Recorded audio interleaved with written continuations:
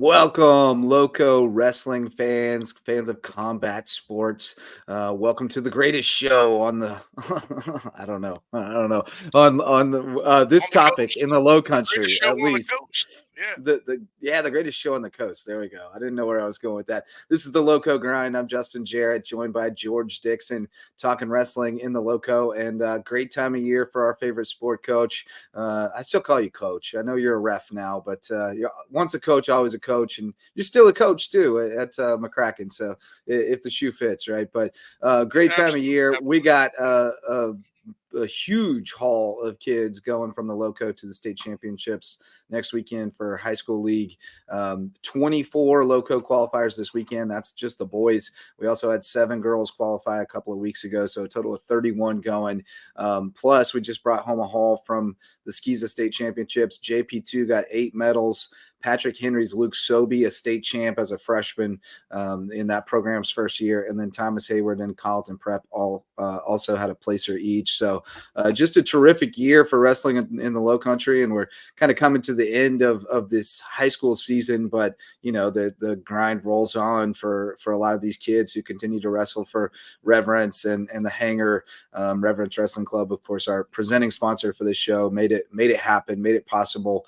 We're looking for people to step up and do the same so that we can do the same for other sports in the Low Country. But we love, you and I both have a lifelong love for this sport and have had a long time, you a little longer than me, passion for seeing it grow in the area.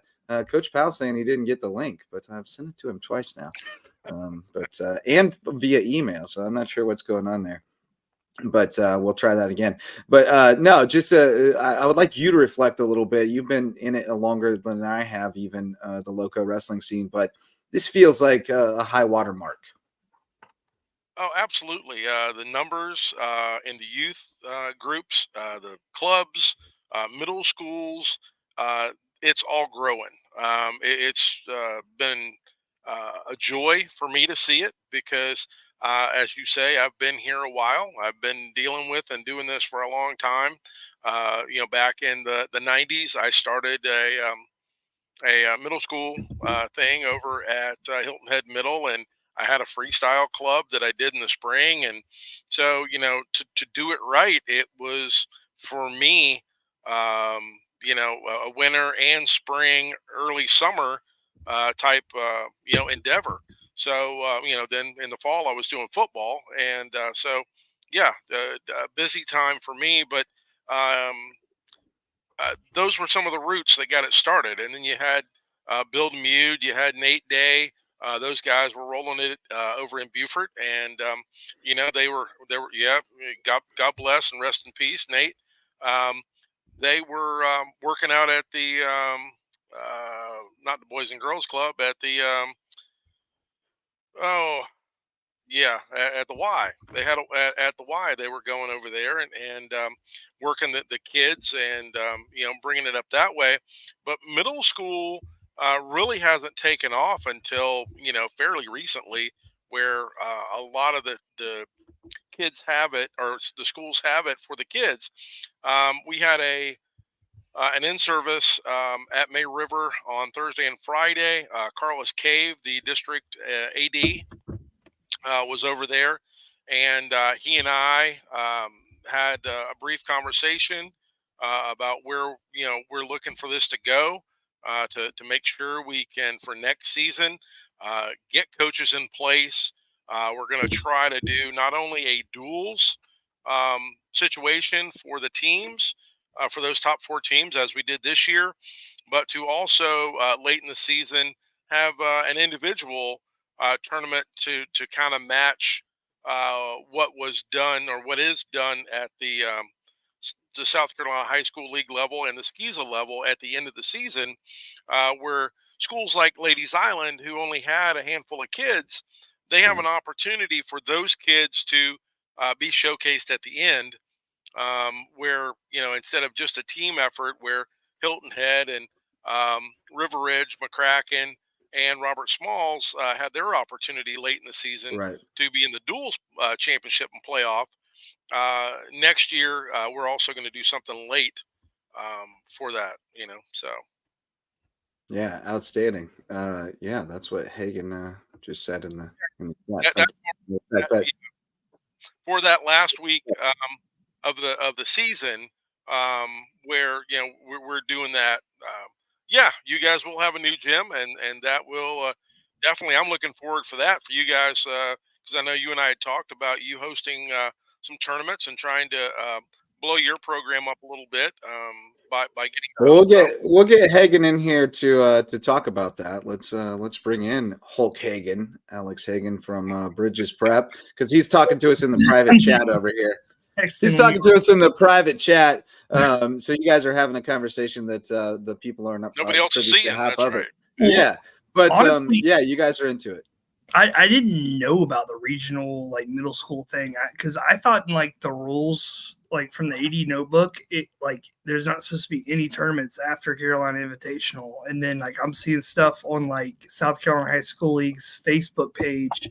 There's like a regional tournaments because I know volleyball does that for middle school, and I didn't know high school did that. I mean, Yeah, the middle school stuff started last year. They started with the wrestling, the regional tournament for middle school, and that invite is sent out actually to the principals and ADs of the middle schools to allow them the opportunity. They have to put in a request to be one of those postseason teams to go do a regional, and so never heard about that. I don't think again, last year was the first year. This was year 2. So I know McCracken didn't do it. We did get the invite. I did see that come across through the AD channel, but yeah, we didn't send a team this year.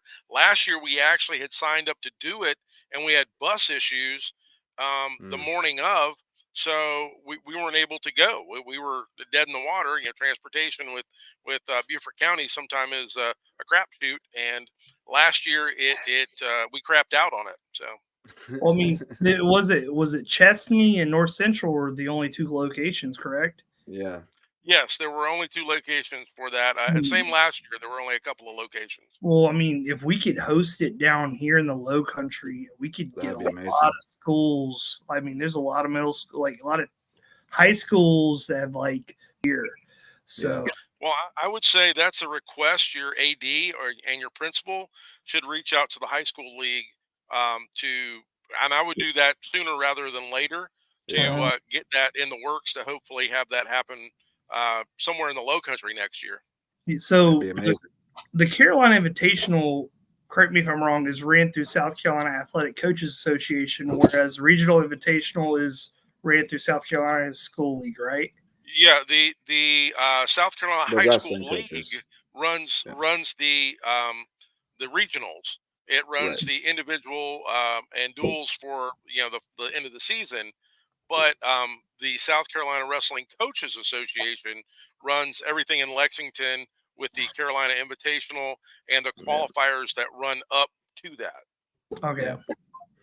I'm glad they put that in because that was a great addition for middle school in particular, but also for the JV kids because I was one of those once, and it sucks to put in the time and get 5 matches in the season. So giving them a carrot at the end of the season, something to strive for, and an opportunity to get more matches is great for continuing to develop the sport across our state. And I think we're seeing that pay dividends. So that was a good addition. But Hagen, tell us about your guys who advanced this weekend. I know you were hoping for more. You were hoping that Dan would have to get a tattoo if you took 6 to state. You only got 2 in there. Yeah. But tell us about Jenkins and Big Jerry. Well, Chavez actually wrestled the kid from Beaufort who got first. He wanted to wrestle Sweeney from Marion because he lost to him last year. He wanted another shot at him this year, but he never got the shot. He went to like 3rd period with a Beaufort guy, and it was like the last 7 seconds. And Chavez has never had a nosebleed before, and he got a nosebleed. And Dan's over there is like, take him to overtime.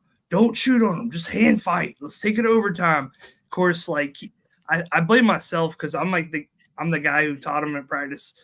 about the low single and stuff, and he takes like this like low single shot from, like kind of far out, and just, the guy just spins on him and gets a takedown, and like Chavez was like laying back trying to like hold himself up so the guy wouldn't call the 2 points on him, and he got the 2 on him in the last couple seconds, and I was just like, dang, it was like this close, But then he went to the consolation, and then the guy from North Central actually like dislocated his finger or something, and he ended up not wrestling the fourth place match. So so he got got a default. I was like, man, go out there, man. He was wearing bedroom slippers. I was like, well, I guess he's not going to wrestle. Well, all right, a lot so of times here we go. Run into, at that level, this you was run the into nosebleed, the guys right? dropping it, so they don't have to wrestle. They get hopefully a better spot at the next level. Yeah, but if you go 4 seed, you got to wrestle the champ from the other. Right, but if that weight class is weak up top in the upper state, you may do that. I think the Columbia coach texted me. He's like, "Can I see this video of the Buford kid?" I was like, "Yeah, sure. You hook me up with some upper state dual tournaments." Yeah, we go into that seeding meeting, man, and like we come in with like a good record and all, but like these upper state teams have no idea who Hilton Head is, who JP2 is. Like they're like, oh, okay, we have a good record, but we don't know any teams. Yeah, true. Yeah, that's a good point. They don't understand the competition that you're facing. Like they don't know how to weigh it. I mean, I want to be able. Yeah, he went. Oh, he went for the low single off the whistle. Like I love it, but oh no. He just wanted it in the match right there and then, but yeah. But he did hit. You guys were at North Central. Where's your qualifier? He did hit a sweet. It was North Central, yeah. Okay. There's a lot of coaches kind of like fighting to have it somewhere else. Like I think Timberland's trying to host it next year. That was a sweet Fireman's though. Oh yeah, it was nice. Sweet Fireman's. You don't see the heavyweights doing that very often. No, that's why I love Big Jerry. I love Big Jerry. He's not afraid to get in there and mix it up. He thinks he's a lightweight. He's not throwing legs, but there's some fancy stuff out there every once in a while. I love me some Big Jerry. Well, good work, man. You guys continue to build a heck of a program over there. I know that you definitely wanted to take more guys to state, but it's a tough sport and it's a tough grind to make it to state in this state. Yeah. I mean, only 8 guys for classification, and you guys are a 1A mixed with 2A, so it's doubly difficult for you guys. But no excuses. It's just the same weight, some age. Who cares, man? Oh no, I'm with you. I'm just saying, I'm trying to put it in perspective for people. Like making it to state is, in Kansas, I think we took 16 per weight class per classification. Here we take 8. It's like it's tough to make it. So there's definitely some credit to be had when you make it there, regardless of what happens when you get there. And there's no shame in not making it there, especially if you got another year. Try to get back on the grind. Yeah, the guy I felt the worst about was our 165, Kevin Summers. He went in his qualifying match, and the guy cranked his arm when he put in like a chicken wing, and I don't know if he like dislocated or hyperextended his shoulder, and like the trainer's like, he can't wrestle anymore. He has like a tingling sensation in his arm, and I was just like, man, this is his qualifying match, really. And he went in there with like a 33-2 record, so. But he's only a sophomore, so he's got like 2 more years. So, yeah, that's tough to swallow. Yeah. Well, hey, man, injury bug there's nothing you can do about that. That happens, but well, hey, man, we appreciate you and congrats on a job well done thus far, and best of luck to your fellas next weekend. All right, thank you. All right, Coach. Thanks to Alex Hagan from Bridges Prep. I'll shout out a few sponsors, and then we'll get some more guests in here to talk some more wrestling. We got coaches in the green room. The MVP sponsors of Lowco Sports, Megan Jarrett, the official realtor of Lowco Sports, and my wife. She'll love to help you find your place in the Lowco and put down an anchor in the best place. Megan Jarrett from the Anchor Home Group of Keller Williams, the Low Country. Homegrown Home Inspections, the official home inspectors of Lowco Sports. Love John Lucas and his team. They're the best in the biz. Got tons of expertise, and they really go over every inch of the home to make sure that you are making a quality purchase, or if you are building a new home, their phase inspections are the way to go to make sure you get a quality built home and a great investment in the Lowco real estate market. Homegrown Home Inspections. Mickelson Law Firm, official real estate closing attorneys of Lowco Sports, and our original sponsor since 2017. Love Ryan and Tiffany and the Mickelson team. They'll help you with all your legal needs. And Hospice Care, the Low Country official hospice care of Lowco Sports, the only not-for-profit hospice care in Southern Beaufort County. And they provide so many services through their fundraising, which they have the Yacht Hop coming up. If you've never been to the Yacht Hop, you better get you a ticket. It's good times. Food and beverages on yachts in the harbor at Wexford. Makes you feel like a fancy person for a night. But that's our MVP sponsors. And let's welcome in some more coaches. Coach Rutherford from Battery Creek and Coach Powell from May River. What's up, fellas? Evening, gentlemen. Thanks for staying up late with us. Just for you guys. Appreciate it. Good night. Good night. Nice haul for both we of don't your. have school tomorrow, guys. So Yeah, no school tomorrow. That's right. Works out well. Nice haul for both of your programs. May River leading the way for the Lowco with 8 qualifiers, 2 champs, and then also a girl, Vivian Uriola, also going. So a total of 9. Battery Creek leading the way in 3A with 4 qualifiers, all champs. I love it. All gold in the hall. So fellas, I guess Powell first, but 8 guys qualifying plus Vivian. You had a couple of champs, Houston Rudisol and Josh Echeverria, and then good showings from Bluffton and Hilton Head also taking 4 each, and Colleton County got a champ in there. So Lowco showing out well at 4A. Yeah, it was overall good tournament. Obviously, Hartsville did a great job. It's a long ride, but they have 4 mats. They had the big screens up, with the so everybody could see, and it was well. We didn't wrestle particularly well on Friday night, I didn't think, but we came back and had 5 in the round to qualify, and came through with those 5, but yeah, very, very pleased with the 8 that we have. Obviously, you hurt for the 1 or 2 who didn't make it ultimately. Yeah. As we had a couple that we thought we could, based off bracket, we could get in, but the 8 wrestled well and got in. So everybody gets a chance up there at Anderson this weekend. But our region particularly did well in terms of points that they calculate there. 4 of our 6, the top 6 teams in the lower state came from our region, 4 to 6. So that was good, and just a good reminder of how our region was very solid this year. No doubt. And also only 2 weight classes, I think 132 and 150 were the only weights where someone from our region did not from the Lowco, not even our region, but from the Lowco, Right. did not place. So we're sending somebody at 12 weights out of 4A, which is pretty cool. And then you throw Vivian in the mix, as well as Jada from Bluffton, and the La Presta girl from Colleton County. How about the La Presta family? They got a regional champ or lower state champ boy at 190, Stefan, and also the girl Amaya. I think she was a state champ last year. She's a hammer. That kid at 190 is pretty good. He's got very, very, very good hips. I think we're going through the seeding meeting, and he was like I want to say like 24-1. And the matter of fact, the only match that he lost, I think, if he lost just one, was to Echeverria. We bumped him up to wrestle him to get a match before we started the playoffs, man. And he's pretty solid, man. He can wrestle. I've been very impressed with him the first couple of times I watched him, and then he took care of business in the 4A lower state. So I could see him potentially getting to the finals. We didn't get the match we wanted, Rudisol and Griggs. Griggs was a scratch before. We wanted that one in the duels, and we didn't get it. And then we thought we'd get it at lower state and didn't. But now Houston's got a path.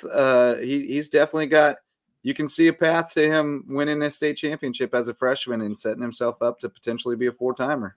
Yeah, man, we got to take one match at a time, though. I mean, every No kid doubt. a week, he's got a returning state placer first round. So we're gonna get our sights set on our first round match against Kid from South Point, Yep. and then we're lucky enough to advance. Yeah, man, we never look past that first round match. No, I don't know, some people no got way. different philosophies on that, but we're gonna take it one match at a time. And like I was listening to the previous and sound like some people are a little confused on the whole forfeiting deal, but that is a real thing. A lot of people will most definitely forfeit to put themselves away from the one on their own side.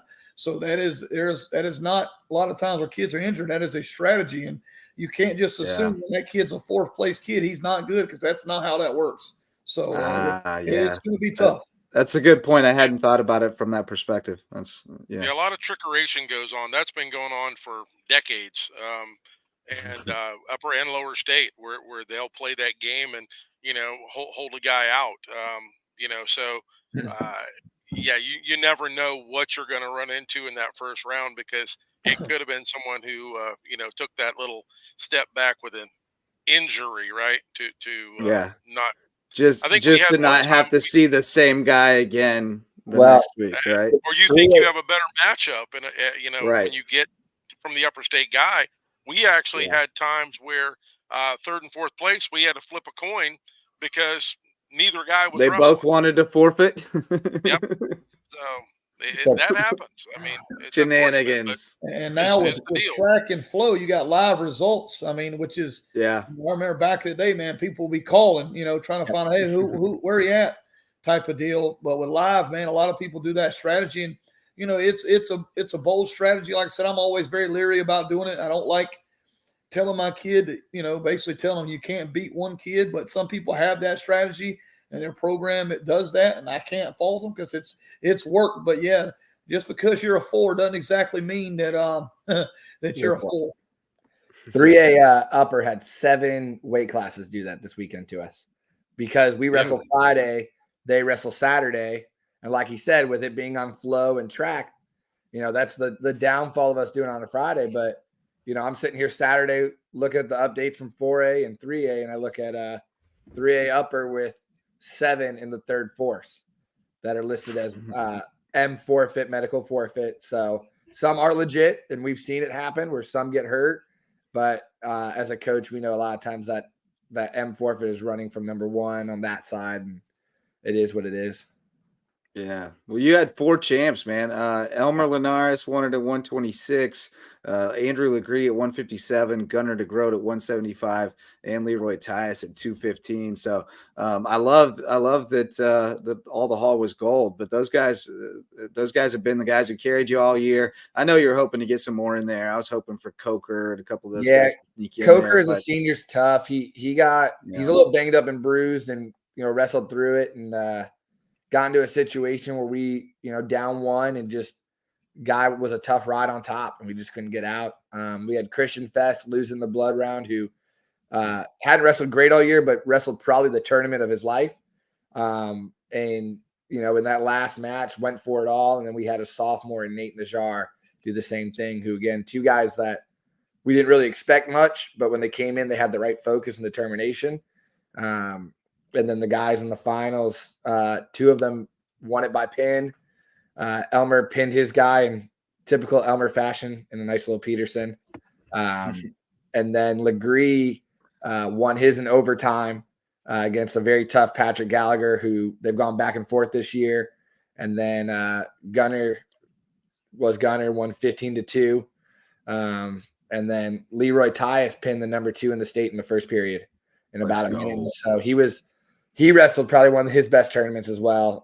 He's a guy who last 2 years lost in the blood round. So he turned it on. So it's exciting to see. It's, like Powell said, there's a few kids that you kind of have on the list that have the stars and the question marks, and you're hoping the bracket lines up for them. But we wrestled well as a team. We brought 12, and the 4 all getting into the finals wrestled. And I told them in the focus like it's a state finals. So do what you got to do and wrestle how you have to wrestle to make it your chance to win it. Yeah, man. Pal, going back to you, some other champs from the Lowco. Stevenson from Hilton Head winning it at 106 over that McGee kid from Lugoff. That's an impressive win. Won it in overtime. Went to overtime. That kid from Hilton Head, man, he is. Well, I was just talking to Coach Newton today about it. He has gotten significantly better through the course of the year. It's very, very obvious. Like I said, he wasn't bad to start the year, but he has gotten significantly better. He's at 108 now. He looks like a good size 108 pounder. He's going back to that Mason tilt, and Yeah. He's good, man. He put himself in a good spot for sure if he wrestles. Most definitely can see him in the finals. He's done well. Yeah, that tilt. He's gotten really good with that tilt. Fulton from Bluffton getting a tough win over James Island Kid at 157. I was excited to see that. And then Durcio also winning at 165. Those two tough kids. I love both those kids. Yeah, both of them have wrestled. They put a lot of work in. They both fell short a little bit last year. And I kind of thought they were in a position last year to both qualify, and it didn't. But obviously it didn't affect them all season-wise. They put in the work and during the season, and both of them were awarded with the 1 seed. I think they're at the upper states. It's tough at those weights, but, man, they put themselves in a good position to make a run at it. So we'll be curious to see how they do. And then, of course, Houston and Echeverria winning their titles for you guys. And you already talked about La Presta from Carleton. But, yeah, you guys taking care of business. So good stuff, fellas. Well, let's have you looked at matchups in any obviously you have looked at matchups. I've got them down here. Linares gets a tough matchup. He's got a state champ at 106, mind you, last year. But that kid's got to be tough. Yeah, that's one of those medical forfeit situations. That's a tough weight class, 126. You've got the Morris boy, who I believe is a 2 or 3 timer. You've got another state champ. You got Elmer in there, who's a defending state finalist. So we knew whatever the draw was going to be tough for Elmer. We had that talk with him if he wanted to go up to 32 or stay at 26. And Elmer said, I'm a senior and I'd rather, go out swinging and try to take the best option I can have. So that's what we got. So we've got a tough match in the first one. We've got a plan. We'll see, plans are, only good so far. So we'll see what we can do and try to change a few things. But, like I tell the guys, you really don't teach a lot of things this last week. It's fixing what we've got and trying to make sure that what we have matches up well. You might add a couple wrinkles in there, but really you got to ride the horse you came in on. So that's right. We're excited, but do what you do it fast. Yeah. Him and probably Legree, with Marcus Thaxton from I think West Oak, another defending state champ. So those two guys probably have the toughest path, whereas Gunner, I think a lot of guys kind of vacated a little bit, which was nice for Gunner. And then 215 and heavyweight, I always say this, it's kind of a wide open thing. Defending state champ. Pins are never off the table. Yeah, and so I do have to shout out Coach Gova from USA Wrestling. Ran the 3A tournament on Friday, left the tournament Friday, went to River Bluff, ran the 5A tournament Friday, Saturday without a hit. So I know he was talking about Hartsville. Shout out to Brooklyn KC bringing in Gova. That guy can run a tournament. If you guys are looking for a guy, flow all the way, had the cameras up and everything, and made the kids feel like, it was a big deal. Last couple of years, on a Friday tournament kind of makes it tough. But it was definitely pretty cool to see. They had the big TVs outside, so you could be in the lobby and watch it. So made the kids feel good. And then I did want to make sure before I forget that Antonio McKnight from Buford snuck in, I believe is the third. Had a really tough tournament, wrestled tough, and exciting to see him make it back there and try to get some wins in the tournament. Right on. Yeah, man. Well, let me shout out some more sponsors, and then we've got a very special guest waiting in the wings to talk wrestling with us in just a minute. But the varsity sponsors of Lowco Sports, DDS Web Design, building, hosting, and maintaining websites for businesses and nonprofits that get results. Parker Law Group, serving legal needs across Hampton, Colleton, and Jasper counties for years, and now jumping on board to help us continue to expand our coverage in those counties and shine a light on more deserving teams and student athletes around the Lowco.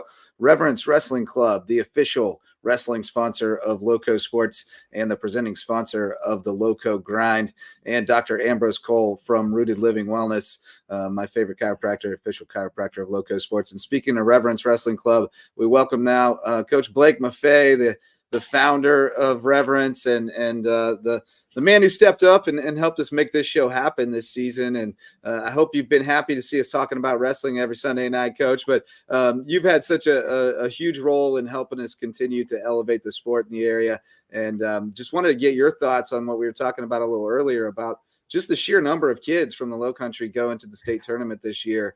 You have to be really excited to see the growth of the sport here in the region. Yeah, it's it's impressive. One of the mottos that I like to use, or we like to use, is it takes a village. And I think it, in the sport of wrestling, you've got to have, a backstop of family, friends, multiple coaches, club. I think the kids that you're seeing advance kind of have that secret recipe. But on top of that, I think they're putting in the work, whether they're putting in the work with us or they're putting in the work somewhere else, they're putting in that extra work, and you just see it paying off. I remember Gunner, talking about Gunner. I mean, Gunner's smoking it this year. I mean, he's doing great. He's got a great mindset. But when he was injured, he spent an entire year shadow wrestling on the side. Like, that's what he did. He took his year off and he shadow wrestled. So he had all the practices, wasn't able to practice because his collarbone was messed up. And he just, he paid attention to all the technique. He shadow wrestled. I'm sure Coach John will tell you the same thing. The guy, he just, when these kids want it, it's great to see them go after it. And most of the time, they're getting what their goal is that they set out to.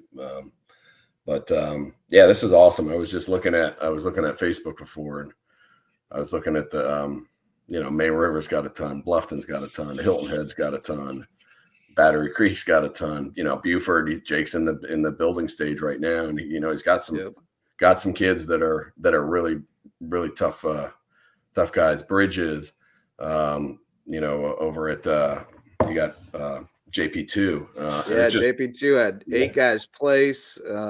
Every SCISA program that has a program had a placer. Even Patrick Henry, new program, had a state champ, Luke Sobey. So that was great to see. And only 2, we were talking with Powell, 12 out of 14 weight classes, somebody from the Lowco qualified at 4A. Where did Luke place? Sobey? What's that? Luke Sobey. He was a state champ, SCISA state champ as a freshman. He was he worked with us for about a year, but then he lives in Bluffton. But I think they're building a house up somewhere about out in Estill. Yeah, out in Estill. Okay. He was a hammer too. So, but that's the biggest thing we try to coach into the kids is just consistency. You set a goal and be consistent about it, and if you are, a majority of the time you're gonna get really close and or hit it. So that's great to see. I mean, it's great to see. I'm glad you guys have this program. I think our club, for the most part, has really solid relationships with all the coaches. So it's a definitely a reciprocal type of a thing, and that's what it needs to be.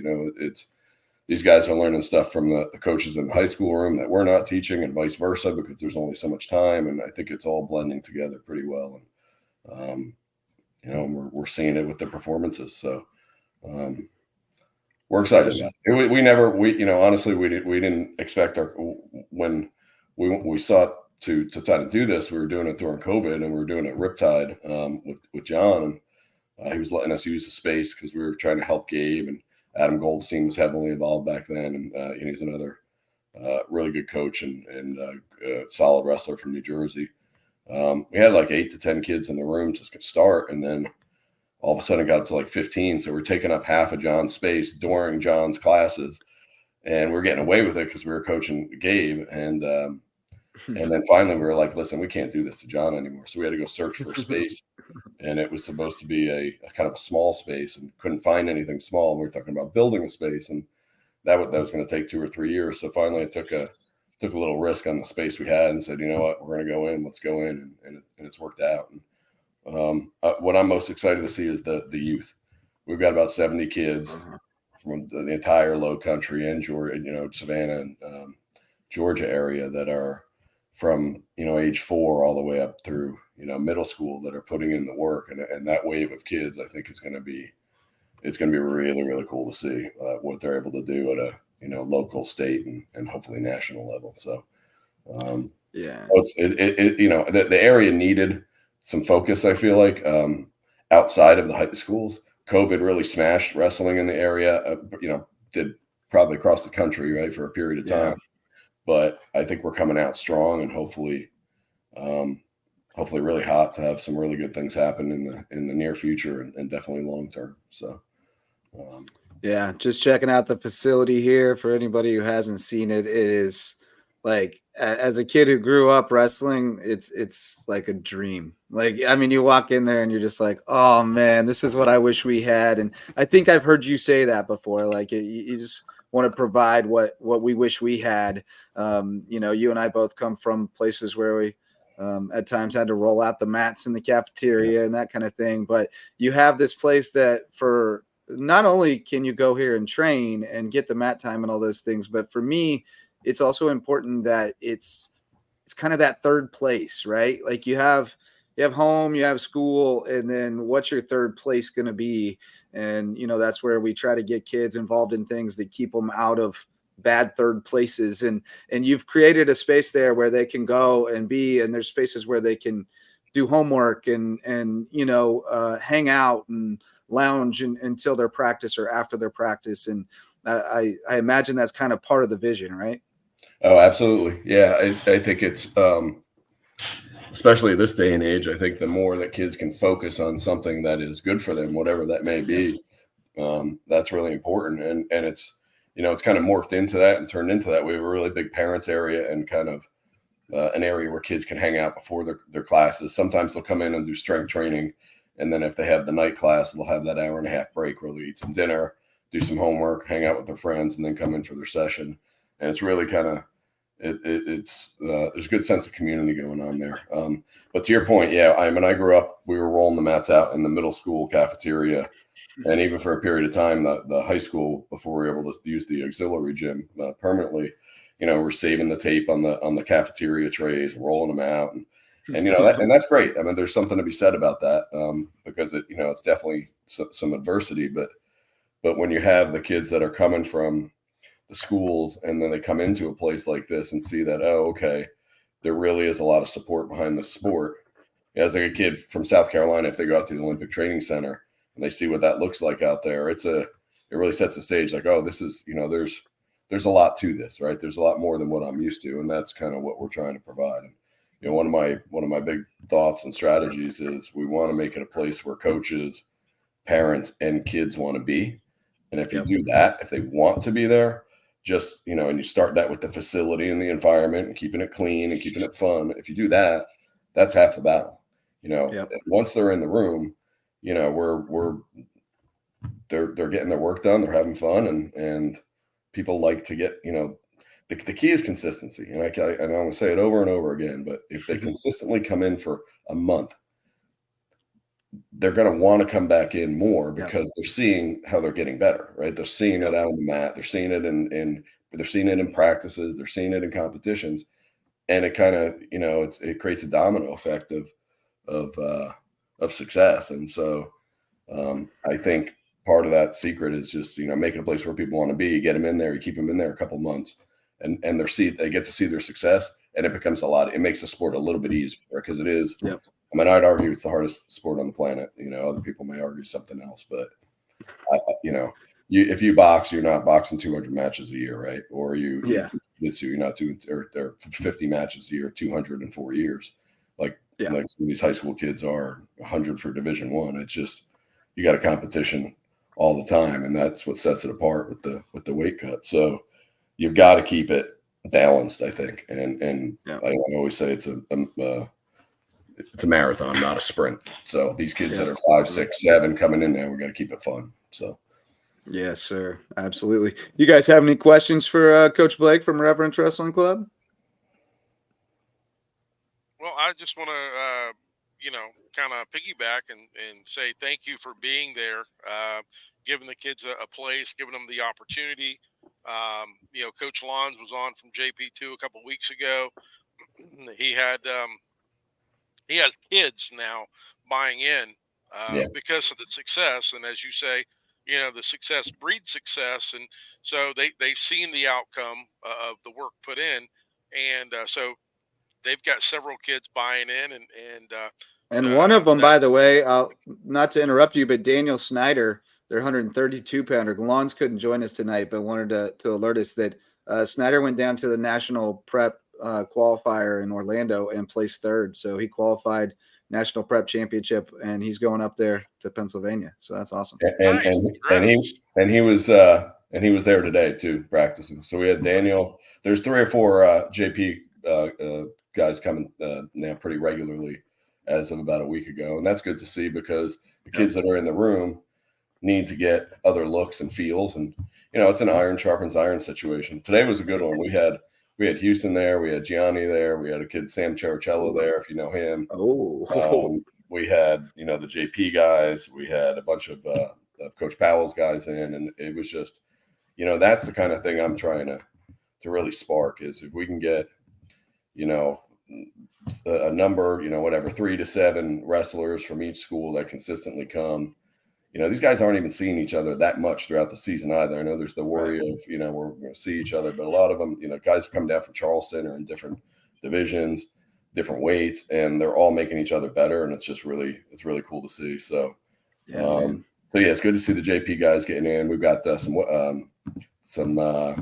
Whale Branch. We've got Wes coming in now, who's coaching, and that's good. So, Coach Powell's kids are always consistent. Neil's got some kids that are pretty consistent. Durchio, I'm really proud of him, man. He worked his butt off from last year to this year, and he was he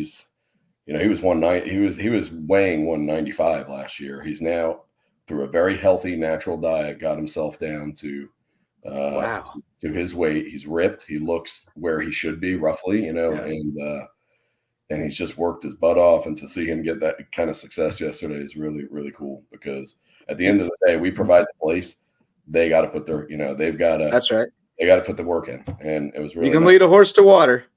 Yeah, that's exactly right. That's exactly right. So, I'm getting that same plan myself. Yeah. You're gonna get back down to your fighting weight. And I'd have to cut off arms and legs to get there, I believe. I think Powell's wrestling Dixon this summer at Reverence, right? I think that's the all-star match this time.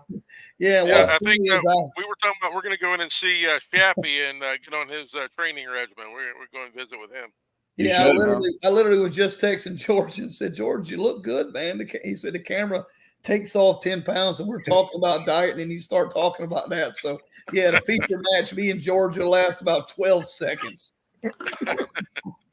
Yeah, it's tough getting back on that mat. I did it today with those guys that came down and went, about 6-7 minutes. Last week I got kicked in the face by Houston, right square in the face. My jaw was misaligned for like 3 days. So if we're gonna do it, guys, let's get in slow. We'll get a training regimen. Yeah, I learned my lesson in middle school season. I tried to go with Jacob Kuntz one day in middle school season, and I took him for about 45 seconds to a minute until the whistle blew, but I have not been the same since. I'm not going to lie. I've been messed up ever since. I ain't got it no more. Recovery is not the same. Yeah. Just no, we don't recover as fast.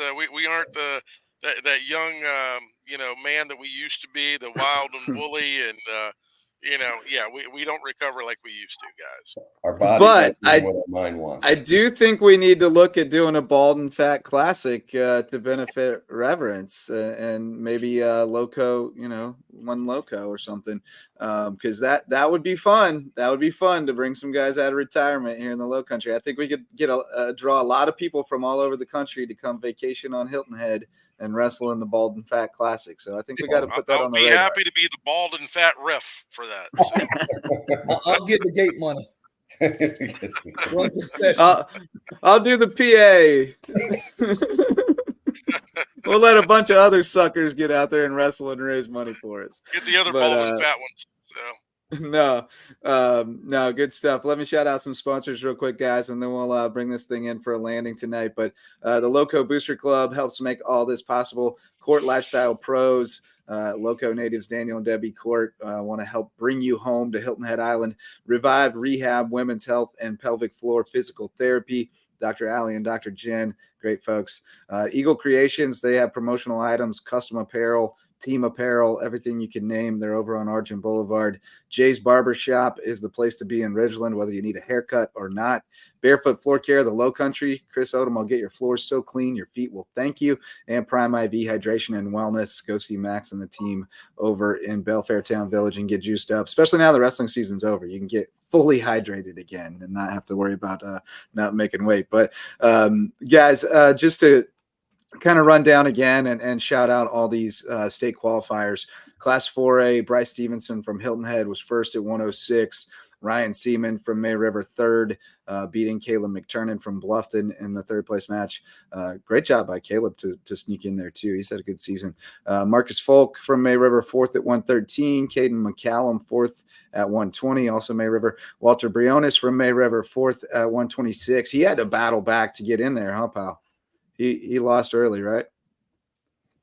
Yes, he lost a close match early, and we a little concerned about the accident bracketing with some really good kids, but he found a way and gutted it out in overtime to win it against a kid that was seated higher than him, and it was pretty good to see him. A kid that's been with us for 4 years. Didn't necessarily do all the things in the offseason. A great kid. He just didn't really love wrestling, but he made a commitment and started doing a little bit more, and sure enough, he gets his chance on Friday and Saturday, so we're very, very happy for him. Awesome. Yeah, he's a tough kid. Houston Rudisill first at 138 from May River. Dylan Seaman from May River second at 144 with Devontre Simmons from Hilton Head fourth.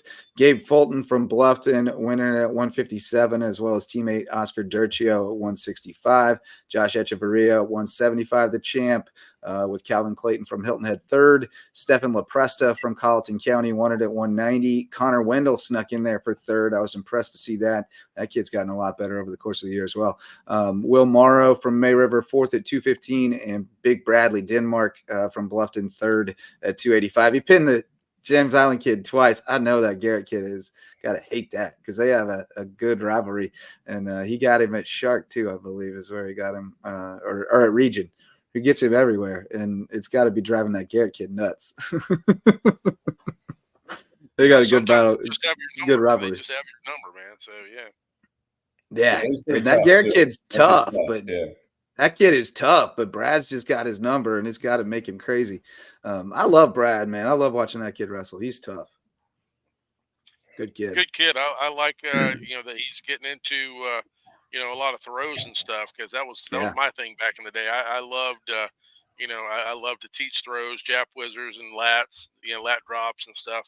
So that's a lot of fun when I get to watch him wrestle. Yeah, man.